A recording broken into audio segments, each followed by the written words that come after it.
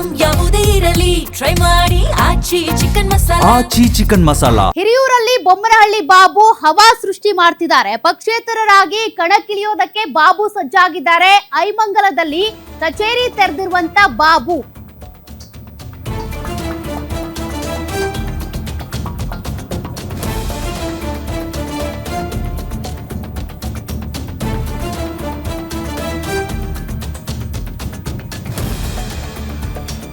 ಹಿರಿಯೂರು ವಿಧಾನಸಭಾ ಕ್ಷೇತ್ರದಲ್ಲಿ by election ನಡಿಬೇಕಿದೆ. ಅದರ ಬೆನ್ನಲ್ಲೇ ಈಗ ಐಮಂಗಲದಲ್ಲಿ ಕಚೇರಿ ತೆರೆದಿರುವಂತ ಬಾಬು ಪಕ್ಷೇತರರಾಗಿ ಸ್ಪರ್ಧೆ ಮಾಡೋದಕ್ಕೆ ರೆಡಿ ಆಗಿದ್ದಾರೆ. ಹತ್ತಿರದಿಂದ ಜನರ ಸಮಸ್ಯೆ ಆಲಿಸ್ತಾ ಇದ್ದಾರೆ ಬಾಬು. ನನಗೆ ಸಾವಿರಾರು ಜನರ ಬೆಂಬಲ ಸಿಗ್ತಾ ಇದೆ. ನನ್ನ ಬಳಿ ಜನರು ಸಮಸ್ಯೆ ಹೇಳ್ಕೊಳ್ತಿದ್ದಾರೆ. ಜನರ ನೋವನ್ನ ಅರಿತು ಸ್ಪಂದಿಸ್ತಾ ಇದ್ದೀನಿ. ರೈತರಿಗೆ ನನ್ನ ಕೈಲಾದಷ್ಟು ಸಹಾಯ ಮಾಡ್ತೀನಿ. ಮುಂದಿನ ದಿನಗಳಲ್ಲಿ ರೈತರ ಹೋರಾಟದಲ್ಲಿ ಭಾಗಿಯಾಗ್ತೀನಿ. ಜನರನ್ನ ವಿಶ್ವಾಸಕ್ಕೆ ತೆಗೆದುಕೊಂಡು ಪಕ್ಷೇತರನಾಗಿ ನಿಲ್ಲೋದಕ್ಕೆ ತೀರ್ಮಾನ ಮಾಡಿದ್ದೀನಿ ಅಂತ ಗ್ಯಾರಂಟಿ ನ್ಯೂಸ್ ಜೊತೆಗೆ ಬೊಮ್ಮನಹಳ್ಳಿ ಬಾಬು ಮಾತನಾಡಿದ್ದಾರೆ. ಬೈ ಎಲೆಕ್ಷನ್ ಘೋಷಣೆಗೂ ಮುನ್ನವೇ ಕ್ಷೇತ್ರದಾದ್ಯಂತ ಉದ್ಯಮಿ ಬೊಮ್ಮನಹಳ್ಳಿ ಬಾಬು ಅವರು ದೊಡ್ಡ ಸಂಚಲನವನ್ನ ಉಂಟು ಹಾಕಿದ್ದಾರೆ. ಈಗಾಗಲೇ ನಮ್ಮೊಟ್ಟಿಗೆ ಮಾತನಾಡಲಿಕ್ಕೆ ಪಕ್ಷೇತರ ಅಭ್ಯರ್ಥಿಯಾದಂಥ ಬೊಮ್ಮನಹಳ್ಳಿ ಬಾಬು ಅವರಿದ್ದಾರೆ. ಬನ್ನಿ ಮಾತಾಡೋಣ. ಸರ್, ಕ್ಷೇತ್ರದಲ್ಲಿ ಉತ್ತಮವಾದಂಥ ಜನ ಬೆಂಬಲ ಕೂಡ ವ್ಯಕ್ತವಾಗ್ತಾ ಇದೆ. ಜನರ ಸಮಸ್ಯೆಗಳಿಗೂ ಕೂಡ ನೀವು ಸ್ಪಂದಿಸ್ತಾ ಇದ್ದೀರಿ ಅನ್ನುವಂಥ ಮಾತು ಕೇಳಿ ಬರ್ತಾ ಇದೆ. ಎಲ್ಲೆಲ್ಲೆಲ್ಲ ಓಡಾಡ್ತಾ ಇದ್ದೀರಿ, ಹೇಗೆಲ್ಲ ಜನರ ರೆಸ್ಪಾನ್ಸ್ ಸಿಗ್ತಾ ಇದೆ ಅಂತ? ನೋಡಿ, ಹಿರಿಯೂರಲ್ಲಿ ನಂದೊಂದು ಆಫೀಸ್ ಇದೆ. ನನಗೆ ಜನಸಂಪರ್ಕ ಕೇಂದ್ರ ಅಂತ ನಮ್ಮ ಎಲ್ಲ ಹೋಬಳಿಯಲ್ಲೂ ಕೂಡ ಹೋಬಳಿ ಕಚೇರಿ ಉದ್ಘಾಟನೆ ಮಾಡ್ತಾ ಇದ್ದೀನಿ. ಅದ್ರ ಸಲುವಾಗಿ ಇವತ್ತು ನಮ್ಮ ಐಮಂಗಲ ಕಚೇರಿಗೆ ಉದ್ಘಾಟನೆ ಮಾಡೋಕ್ಕೆ ಬಂದಿದ್ದೀನಿ. ನೀವು ನೋಡ್ತಾ ಇದ್ದೀರ, ಜನ ಇವತ್ತೇ ಮೊಟ್ಟ ಮೊದಲು ಇಲ್ಲಿ ಬಂದಿದ್ದೀವಿ. ಅಧಿಕೃತವಾಗಿ ಜನ ಇಷ್ಟು ಸೇರಿದ್ದಾರೆ. ಎಲ್ಲ ಭಾಗದ ಜನ ಕೂಡ ಸ್ಪಂದನೆ ಮಾಡ್ತಾ ಇದ್ದಾರೆ. ಸರ್, ಈ ಐಮಂಗಲ ಹೋಬಳಿ ಭಾಗದಲ್ಲಿ ರೈತರಿಗೆ ನೀರಾವರಿ ಸಮಸ್ಯೆ ದೊಡ್ಡದಾಗಿದೆ ಅನ್ನುವಂಥ ಒಂದು ಒತ್ತಾಯವನ್ನು ಕೂಡ ಮಾಡ್ತಾ ಇದ್ದಾರೆ. ನಿಮ್ಮೊಟ್ಟಿಗೆ ರೈತರೇನಾದ್ರೂ ಅದನ್ನು ಪ್ರಸ್ತಾಪ ಮಾಡಿದಾರಾ? ಯಾವ ರೀತಿಯ ಸಮಸ್ಯೆ ಇದೆ ಅಂತ ಹೇಳಿದಾರಾ? ನೋಡಿ, ಈಗಾಗಲೇ ನಾನು ರೈತರ ಮುಖಂಡರನ್ನ ಭೇಟಿ ಮಾಡಿ ನನ್ನ ಜೊತೆಯಲ್ಲಿ ಬೆಂಬಲ ಸೂಚಿಸಿ ಕರ್ಕೊಂಡು ಬಂದಿದ್ದೀನಿ.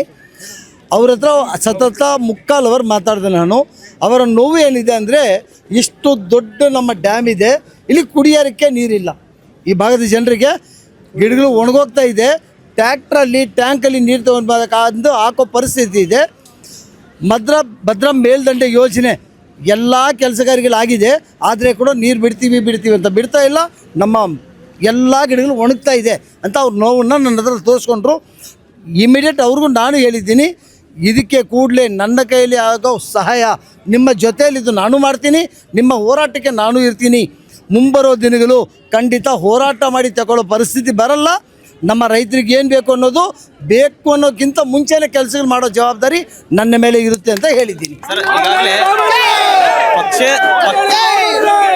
ಪಕ್ಷೇತರ ಅಭ್ಯರ್ಥಿ ಅಂತ ಹೇಳ್ತಾ ಇದ್ರಿ, ಈಗ ಪಕ್ಷೇತರವಾಗಿಯೇ ಸ್ಪರ್ಧೆ ಮಾಡ್ತೀರಾ ಅಥವಾ ಯಾವುದಾದ್ರೂ ಪಕ್ಷಗಳು ನಿಮ್ಮನ್ನು ಸಂಪರ್ಕ ಮಾಡುವಂಥ ಪ್ರಯತ್ನ ಮಾಡ್ತಿದ್ಯಾ ಅಂತ? ನನಗೆ ನೋಡಿ, ನಾನು ಬೆಂಗಳೂರು ಭಾಗದವನು. ನನಗೆ 3 ಪಕ್ಷಗಳಲ್ಲೂ ಕೂಡ ಹೈಕಮಾಂಡ್ಗಳಿಗೆ ಡೈರೆಕ್ಟಾಗಿ 1-to-1 ಪರಿಚಯ ಇರೋನು. ನನಗೇನೋ ಒಂದು ಒಳಮನಸ್ಸು ನೋವಿದೆ.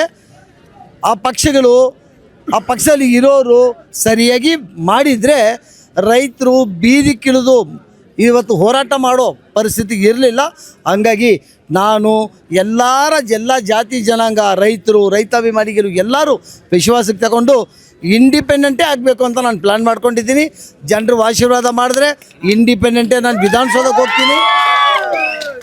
ವಿಧಾನಸೌಧಕ್ಕೆ ಹೋಗಿ ನನ್ನ ಒಬ್ಬನ ಶಕ್ತಿ, ಒಬ್ಬ ಇಂಡಿಪೆಂಡೆಂಟ್ ಬಂದು ಒಂದು ಉದ್ಯಮಿ ಬೊಮ್ಮನಹಳ್ಳಿ ಬಾಬು ಆದ ಒಬ್ಬ ಬಡ ಕುಟುಂಬದಿಂದ ಬಂದಿರೋನು ಎಂಥ ಕೆಲಸ ಮಾಡ್ದ ಅಂತ ಬೇರೆಯವ್ರು ಕೂಡ ಸ್ವಲ್ಪ ಅರಿವು ಬಂದು ನಮ್ಮ ನಾಡು, ನಮ್ಮ 224 ಅಸೆಂಬ್ಲಿಗಳು ಕೂಡ ಬದಲಾವಣೆ ಬರಬೇಕು.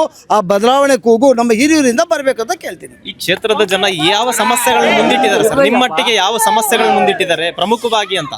ನೋಡಿ, ಈ ಕ್ಷೇತ್ರದಲ್ಲಿ ಮೊಟ್ಟ ಮೊದಲನೇದು ಸಮಸ್ಯೆ ಏನಂದರೆ, ಒಂದೇ ಒಂದು ನೀರು ಮಾತ್ರ ಅಲ್ಲ. ನಾನು ಕಳೆದ 10 ವರ್ಷಕ್ಕೆ ಮುಂಚೆ ಈ ಕ್ಷೇತ್ರಕ್ಕೆ ಬಂದಿದ್ದೆ. ಆವತ್ತು ಏನು ಕಂಡು ಬಂದೋ ಅದೇ ಇವತ್ತು ಇದೆ. ಸರಿಯಾದ ರೋಡ್ ಇಲ್ಲ, ಸರಿಯಾದ ಚರಂಡಿ ಇಲ್ಲ, ಕುಡಿಯೋ ನೀರು ವ್ಯವಸ್ಥೆ ಇಲ್ಲ, ರೈತರಿಗೆ ಕರೆಗಟ್ಟೆಗಳು ತುಂಬ್ತಾ ಇಲ್ಲ, ಬಿಡ್ತಾ ಇಲ್ಲ ನೀರು. ಒಂದು ಕಡೆ ಡ್ಯಾಮ್ ಇದೆ, ಈ ಹಿರಿಯೂರು ತಾಲೂಕಿಗೆ ನೀರಿಲ್ಲ. ಈ ನೀರು ಬೇರೆ ತಾಲೂಕುಗಳಿಗೆ ಹೋಗ್ತಾ ಇದೆ. ಆ ಪರಿಸ್ಥಿತಿ ಪ್ರತಿಯೊಂದರಲ್ಲೂ ಕೂಡ ಪ್ರಾಬ್ಲಮ್ಸ್ ಇದೆ. ಹಂಗಾಗಿ ನಾನು ಎಲ್ಲ ಕೂಡ ಪಟ್ಟಿ ಮಾಡೋಕ್ಕೆ ನಮ್ಮೊಂದು ಟೀಮ್ ಬಿಟ್ಟಿದ್ದೀನಿ. ಮುಂಬರೋ ದಿನಗಳು ಒಳ್ಳೆಯ ದಿನಗಳಾಗುತ್ತೆ. ಜನ ನನ್ನ ಕೈ ಹಿಡಿದ್ರೆ, ನನಗೆ ವಿಧಾನಸೌಧ ಕಳಿಸ್ಕೊಟ್ರೆ ಖಂಡಿತ ಅದೆಲ್ಲ ನಡೀತದೆ. ಅದೇ ಥರ ಒಂದು ವೇಳೆ ನಾನು ಗೆಲುವಾಗಲಿ ಸೋಲಾಗಲಿ ಈ ಜನರ ಮಧ್ಯದಲ್ಲೇ ನಾನು ಇರ್ತೀನಿ ಅಂತ ಭರವಸೆ ಕೊಡ್ತೀನಿ. ನಿಮ್ಮ ಮುಖಾಂತರ ನಮಸ್ಕಾರ. 100ಕ್ಕೆ 100 ಕ್ಷೇತ್ರದಲ್ಲಿ